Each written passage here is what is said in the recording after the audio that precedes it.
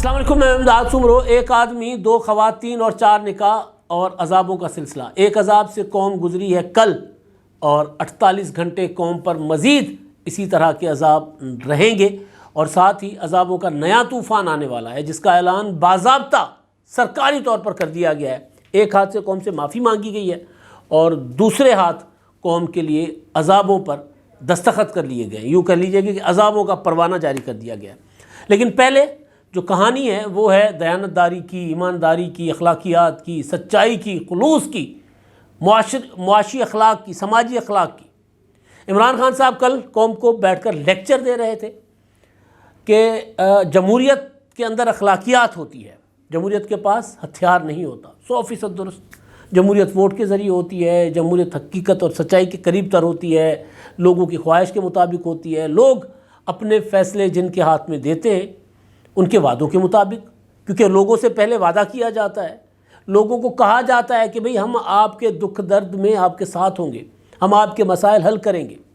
عمران خان صاحب 2011 کا وہ تاریخی جلسہ جس میں عمران خان صاحب کو بطور تحریک انصاف ایک پارٹی کے ان کو شناخت ملی تھی، اور ظاہر ہے وہ شناخت دلوانے والے بھی اب سامنے آ گئے ہیں۔ جنرل ظہیر الاسلام، جنرل پاشا، جنرل فیض حمید، سارے بول رہے ہیں، جنرل قمر جاوید باجوہ، اس سے پہلے جنرل راحیل شریف، سارے۔ لیکن بہرحال وہ جلسہ تھا 2013 کی الیکشن کیمپین کا جلسہ تھا، 2018 کی الیکشن کیمپین کا آخری جلسہ مینار پاکستان۔ وہاں عمران خان صاحب نے کہا تھا کہ میرے پاکستانیوں، آپ کا لیڈر آپ سے کبھی جھوٹ نہیں بولے گا۔ یہ عمران خان صاحب کا وعدہ تھا قوم کے ساتھ۔ تو باقی جھوٹ تو اپنی جگہ، کبھی کبھی کہا جاتا ہے کہ اگر آپ کو کسی کا نقصان ہوتے دیکھے تو وہاں جھوٹ بول لیں تو چلے، جائز ہو جاتا ہے، لیکن کسی کو نقصان سے بچانے کے لیے، کسی کی جان بچانے کے لیے کئی جھوٹ بولنے کے لیے کئی جگہ پر گنجائش دی گئی ہے۔ لیکن کچھ ایسے جھوٹ ہوتے ہیں جو نہ بولے جائیں تو بھی فرق نہیں پڑنا، لیکن کیوں بولے گئے، یہ سب سے بڑا سوال ہے قوم کے ساتھ۔ عمران خان صاحب ریاست مدینہ کی باتیں کر رہے ہوتے ہیں۔ ریاست مدینہ، عمران خان صاحب کے ساتھ جو لوگ ہوتے ہیں وہ، اور پھر ریاست مدینہ کے حوالے سے جو عمران خان صاحب مثالیں دیتے ہیں کہ نبی صلی اللہ علیہ وسلم نے ایک ایسی قوم جو بالکل دبی ہوئی تھی ان میں سے لیڈر دیے دنیا کو، ان کے آس پاس جتنے بھی لوگ تھے ان کی تربیت کی وجہ سے وہ دنیا کے بڑے لیڈر بن گئے۔ عمران خان صاحب کہا کرتے ہیں وہ تربیت تھی۔ اب یہاں عمران خان صاحب پھر خود کہتے ہیں کہ جی میں بھی وہ ریاست مدینہ اس طرح کی بنانا چاہتا ہوں۔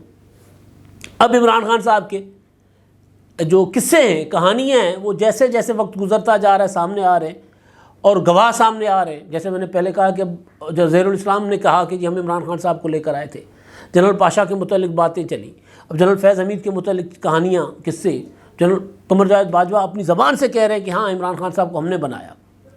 مگر جہاں سے میں نے آغاز کیا تھا نا کہ ایک آدمی، 2 خواتین اور 4 نکاح، باقی باتیں چھوڑ دیتے ہیں۔ ہم توشہ خانہ پر آج بات نہیں کرتے، ہم ہیروں کے ہار پر بات نہیں کرتے، ہم ملک ریاض سے رشوت میں لی گئی زمینوں کی بات نہیں کرتے، ہم ٹرانسفر پوسٹنگ پر پیسوں کی بات نہیں کرتے، ہم جج صاحبان کو پریشر میں ڈال کے DGC ISI جنرل فیض حمید کے ذریعے عمران خان کو چیف جسٹس آف پاکستان سے صادق اور امین ڈکلیئر کروانے کی بات نہیں کرتے۔ ہم بات کرتے ایک سادہ سی بات ہے جو آپ اگر اس کو نہ چھپایا جاتا تو بھی کوئی ایشو نہیں تھا۔ عمران خان صاحب کے متعلق، عمران خان صاحب کے قریبی ساتھی ہیں تحریک انصاف کی CEC کے رکن، کور کمیٹی کے رکن، وہ کہہ رہے ہیں کہ جی مجھے نہ نکالا گیا ہے، نہ ابھی میں ہوں، مجھے نہیں پتا، مجھے نہیں بلایا جاتا۔ مفتی سعید صاحب، انہوں نے عمران خان صاحب کی جو 2 شادیاں بعد والی تھیں، محترمہ ریحام خان صاحبہ کے ساتھ اور محترمہ بشرا بی بی کے ساتھ، اس کے وہ نکاح خواں تھے۔ جو تیسری شادی عمران خان صاحب کی جو ابھی بھی چل رہی ہے، اور اللہ کرے چلتی رہے، گھر آباد رہے سب کے، اس شادی کے متعلق انہوں نے خطرناک قسم کے انکشافات کیے ہیں۔ یہ وہ انکشافات ہیں جب صحافی بات کرتے تھے تو عمران خان صاحب کہتے تھے یہ میرے خلاف ہے صحافی۔ عمران خان صاحب نے ایک لکیر کھینچ لی ہے نا، لائن کھینچ لی ہے کہ اس طرف والے میرے خلاف، اس طرف والے میرے، یعنی جو عمران خان صاحب کی خوشامد کرے، جو عمران خان صاحب کے ہر گند سے خوشبو نکالنے کی کوشش کرے، وہ عمران خان صاحب کے حامی صحافی ہو گئے، عمران خان صاحب کے صحافی ہو گئے۔ پھر جلسوں میں نام لے کر کہتے ہیں جی یہ 4 صحافی، یہ 5 صحافی اور باقی سارے لفافہ صحافی۔ تو جن لفافہ صحافیوں نے خبر دی تھی کہ جی عمران خان صاحب نے جو تیسری شادی کی ہے بشرا بی بی سے، جنہوں نے اپنے پہلے خاور مانکہ صاحبہ سے طلاق لی، عدت پوری کیے بغیر نکاح کر لیا، اور عمران خان صاحب جو اس پر غصے سے آگ بگولا ہو جاتے تھے، یہ کیا خبریں دے رہے ہیں۔ اب مفتی سعید صاحب، انہوں نے کل انٹرویو دیا ہے سلیم صافی صاحب کو، اور وہ سادہ سے آدمی لگتے ہیں، وہ باتیں جس طرح کر رہے تھے کہ ان کو جیسے سوال ہو رہا تھا، جو ان کے پاس بات تھی وہ کر رہے تھے۔ انہوں نے کہا کہ جی عمران خان صاحب نے جب بشرا بی بی سے نکاح کیا تو جب میں وہاں گیا نکاح کرنے لاہور کے ڈیفینس میں، انہوں نے اپنا وہ بیان بھی پڑھ دیا ہوا ہے، وہ جو تحریر تھا، کہ انہوں نے پوچھا سب سے، بشرا بی بی کی جو جتنی بھی سہیلیاں تھیں، خواتین تھیں، ان سے پوچھا کہ جی باقی جو شرعی امور ہے طلاق کے بعد جتنے بھی ہوتے ہیں وہ سارے وہ پورے ہیں، یعنی کوئی ایسی قدغن کوئی پابندی تو نہیں ہے، کیونکہ عدت ہوتی ہے، عدت کی ایک مدت ہوتی ہے۔ تو انہوں نے سب نے کہا کہ نہیں جی سارا کچھ پورا۔ تو کہتے ہیں میرے نکاح پڑھوا لیا۔ بعد میں میڈیا کے ذریعے غالباً یہ عمر چیمہ نے خبر دی تھی کہ عدت میں نکاح ہوا ہے، میڈیا کے ذریعے کہتے ہیں جب مجھے پتہ چلا تو پھر میں نے عمران خان صاحب کو کہا کہ نکاح فاسق ہے، یہ نکاح آپ کا نہیں ہوا، دوبارہ نکاح کریں۔ تو 1 ماہ کے بعد دونوں کا میں نے دوبارہ نکاح کروایا۔ اب آپ سوچیں کہ یہ کیا تھا، چلیں اس کو چھوڑ دیتے ہیں، غلط فہمی کی بنیاد ہو سکتی ہے، کچھ بھی ہو سکتا ہے، ایک خاتون کے ساتھ 2 نکاح۔ دوسرے پہ آتے ہیں، اس دوسری شادی پر، ریحام خان سے۔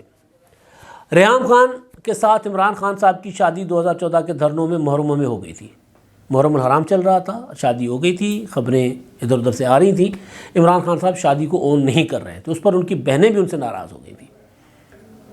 لیکن بہرحال اس کے بعد خبر جو ہے وہ بریک کی تھی انہوں نے عارف نظامی صاحب نے، میرا خیال ہے، بعد میں انہوں نے ریحام خان صاحب سے طلاق بھی انہوں نے بریک کی تھی خبر۔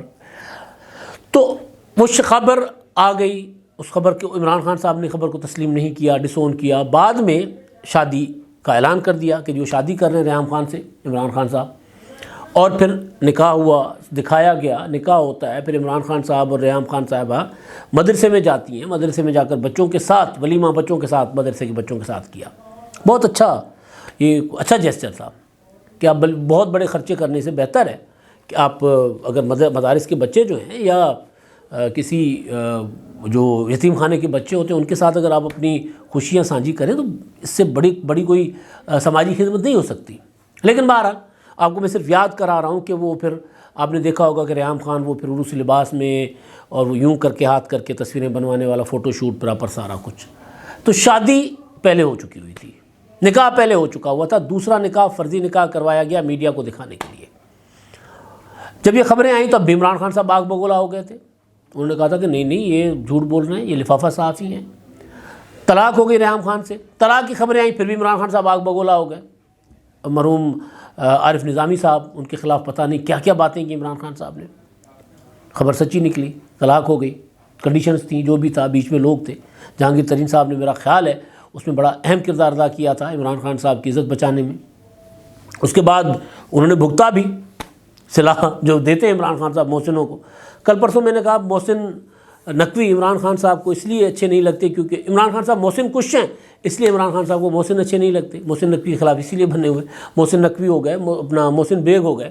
محسن بیگ بھی عمران خان صاحب کے بہت بڑے جو ہے وہ محسن تھے۔ تو بہرحال عارف نظامی صاحب نے طلاق کی خبر دی ریحام خان اور عمران خان صاحب کی، تو عمران خان صاحب نے اپنا ٹویٹر بریگیڈ جو تھا ان کا گالم گلوچ بریگیڈ، وہ عارف نظامی صاحب کے پیچھے لگا دیا، لیکن خبر سچ ثابت ہوئی۔ اور پھر جہانگیر ترین صاحب نے اس میں بڑا اچھا کردار ادا کیا تھا، لیکن جہانگیر ترین صاحب کے خلاف عمران خان صاحب نے وہی کیا جو عمران خان صاحب اپنے محسنوں کے ساتھ کیا کرتے۔ تو بہرحال تو اب جو معاملہ ہے، میں گزارش کر رہا تھا کہ ریحام خان صاحبہ نے طلاق کے بعد ایک کتاب لکھی، اس کے بعد انٹرویوز دیے، وہ یہ بتا رہی ہیں کہ انہوں نے نکاح کر لیا تھا محرموں میں ہی، لیکن کیونکہ محرم تھے، ظاہر ہے پاکستان میں تو یہ ایک بڑی مسلم جو ہمارے یہاں لوگ ہیں، بڑی تعداد ہے، وہ اچھا نہیں سمجھتے محرموں میں شادی کرنا، غم حسین منایا جاتا ہے، کربلا کے شہداء کا غم۔ تو عمران خان صاحب نے وہ شادی تو کر لی تھی لیکن چھپا کے رکھی، نکاح کر لیا، چھپا کے رکھا، اور بعد میں دوبارہ ایک فرضی نکاح انہوں نے وہ کروا لیا تھا۔ یہ پھر بات ریحام خان نے اپنی زبان سے کی۔ اب آ گئے مفتی صاحب بھی آ گئے، انہوں نے کہا کہ جدت میں نکاح کر لیا تھا عمران خان صاحب نے۔ تو ایک تو یہ سادہ سا کہ ایک بندہ جو آپ کو اخلاقی معیارات ایک آپ کے زندگی میں انسان ہو سکتا ہے کہ یہ جو عدت والی شادی ہے عمران خان صاحب بتا دیتے کہ یار وہ مجھے اتنا چیزوں کا پتہ نہیں تھا یا ایک غلطی ہو گئی، ہم نے وہ سدھار لی غلطی، لیکن چھپائے رکھا، پھر جو خبر دے رہے تھے ان کے اوپر گالیاں. پھر اگر عمران خان صاحب کا کوئی وہ باقی جو ویڈیو اور آڈیو کا گند کوئی اگر اس کا ذکر ہوتا ہے تو کہتے ہیں یہ عیبوں پر پردہ ڈالنا چاہیے. تو ایک تو یہ ہے عمران خان صاحب کا قصہ. دوسرا جو میں گزارش کر رہا تھا کہ عذاب اور اس قوم پر آ رہے ہیں. کل سے بجلی کا بریک ڈاؤن ہوا ہے نیشنل لیول کا، اس طرح کے ہر دوسرے تیسرے سال پاکستان میں ہوتے رہتے ہیں. عجیب سسٹم ہے ہمارا، گرمیوں میں بیٹھ جاتا ہے، سردیوں میں بیٹھ جاتا ہے، اور کوئی ٹھیک کرنے کے لیے ہم کبھی سوچتے ہی نہیں ہیں. اللہ اللہ کر کے کوئی 18-19 گھنٹے 20 گھنٹے 24 گھنٹے کے بعد بجلی بحال ہوئی، اور لیکن مکمل نہیں ہوئی. آج ملک بھر میں ہر گھنٹے کے بعد گھنٹہ، کہیں 2-2 3-3 گھنٹے، کہیں 4-4 گھنٹے مسلسل بجلی جا رہی ہے. اور ہمارے جو وزیر ہیں توانائی کے خرم دستگیر صاحب، وہ یہ بتا رہے تھے کہ ابھی یہ 48 گھنٹے یہ والا سلسلہ جاری رہے گا، کیونکہ ہماری جو تھرمل پاور جنریشن ہے، ہماری جو ایٹمک پاور جنریشن ہے، وہ ابھی سسٹم کے اندر نہیں آئی. وہ آئے گی تو پھر یہ جو مکمل بجلی بحال ہو سکے گی. یعنی ابھی ہمیں یہ یو پی ایس ہمارے جواب دے جائیں گے، گھروں میں پانی نہیں ہوگا، بچے پڑھ نہیں سکیں گے، اندھیرا ہوگا، سردی ہے جن علاقوں میں وہاں پر ہیٹر نہیں ہوں گے کیونکہ سوئی گیس تو ہمارے پاس ہے نہیں. اور سوئی گیس نہیں ہے، لیکن اعلان حکومت نے کر دیا ہے کہ جی سوئی گیس مزید مہنگی ہونے جا رہی ہے. وزیر اعظم صاحب نے، شہباز شریف صاحب نے آج ایک تقریب سے خطاب کیا، اس میں انہوں نے کل جو کچھ ملک کے ساتھ ہوا اس پر انہوں نے معافی مانگی. اچھی چیز ہے. حکمرانوں کو اگر ان سے ان کے سسٹم اگر قوم کو تکلیف دیتا ہے تو بہتر حکمران وہی ہوتے ہیں جو قوم سے معافی مانگے، مگر پھر اس کو ٹھیک کرنے کے لیے بھی کوئی بندوبست کرے. یہ نہیں ہو سکتا کہ جی آپ معافی مانگ لیں، قوم نے معافی دے دی اور بس آپ کی ذمہ داری ختم ہو گئی. ایسا نہیں ہوتا. تو ایک تو یہ ہے کہ 48 گھنٹے مزید عذاب، اور دوسرا یہ وزیر اعظم صاحب نے معافی مانگنے کے بعد کئی اور عذاب، اور وہ بڑے عذاب ہیں، وہ سنگین عذاب ہیں، جس میں یہ ہے کہ لوگ روٹی کو ترسیں گے. بے شک عمران خان صاحب بارودی سرنگیں بچھا گئے تھے، بہت کچھ ہوا تھا، لیکن 8-9 ماہ میں یہ حکومت ایک سمت میں معیشت کو نہیں لے کر جا سکی. ظاہر نہیں لے کر جا سکتی کیونکہ سیاسی عدم استحکام ہے، اور عمران خان صاحب جو ہے وہ سیاسی عدم استحکام کی سب سے بڑی وجہ ہیں. تو عمران خان صاحب کا بندوبست بھی اسی حکومت نے ہی کرنا تھا، ابھی تک نہیں کر رہے تھے، ڈرے ہوئے ہیں، جو بھی ہیں. بہرحال کر سکتے ہیں، نہیں کرنا چاہیے، ایک الگ بحث ہے. لیکن عمران خان صاحب حکومت، آپ دیکھیں جنیوا میں ہمیں جو ہے وہ پلیجز ہوتے ہیں، وعدے کرتی ہے دنیا تقریباً $10 ارب کی. عمران خان صاحب یہاں پر اسمبلیاں توڑ کر جواب دیتے تھے کہ جی میں یہ شادی نہیں ہونے دوں گا، میں ایسا نہیں میں پاکستان کو خوشحال نہیں ہونے دوں گا.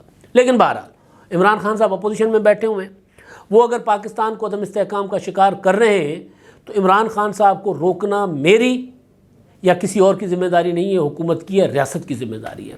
لہٰذا یہ ریاست مجھے یہ نہیں کہہ سکتی، وزیر اعظم مجھے یہ نہیں کہہ سکتے کہ عمران خان صاحب سیاسی استحکام نہیں آنے دے رہے، اسی وجہ سے IMF کے ساتھ ہماری ڈیل نہیں ہو رہی، ہمارے معاہدے نہیں ہو رہے.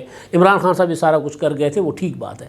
عمران خان صاحب نے IMF کے ساتھ جو پاکستان کی ڈیل ہو رہی تھی اس کو روکنے کے لیے ایک سازش بھی کی، جو پکڑی بھی گئی، آڈیو سامنے آ گئیں ان کی شوکت ترین صاحب کی، لیکن اس پر بھی اس حکومت نے کچھ نہیں کیا.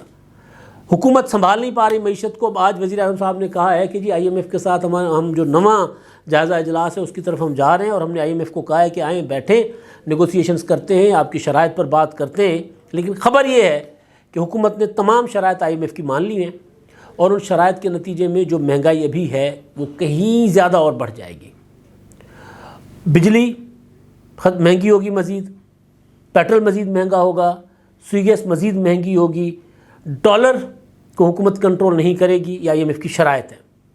تو ان شرائط کے بعد طوفان جو آئے گا مہنگائی کا وہ اتنا خطرناک ہوگا کہ عام آدمی جو ہے وہ روٹی کو ترسے گا.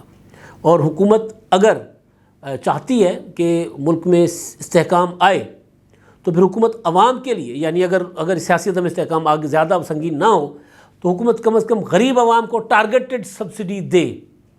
ورنہ پھر عمران خان صاحب تو بیٹھے ہوئے ہیں بند کمرے میں، وہ تو چلیں اپنی جگہ، لیکن پھر عوام جو ہیں وہ شاید گھروں میں بیٹھنے نہ خود بیٹھے نہ حکومت کو بیٹھنے دیں، کیونکہ جو عذاب عوام کے اوپر آئے گا اگر عوام کی قوت خرید جواب دے جاتی ہے تو پھر یہ حکومت جو ہے وہ ٹھہر نہیں پائے گی. عمران خان صاحب نے تو اس حکومت کو کچھ نہیں کیا، اپنا بیڑا غرق کر دیا، لیکن یہ حکومت پھر عوام کے مہنگائی کی وجہ سے جو ستائے عوام ہیں ان کے گیس و غضب کا مقابلہ نہیں کر سکے گی۔ اب تک کے لیے اتنا ہی، اللہ حافظ۔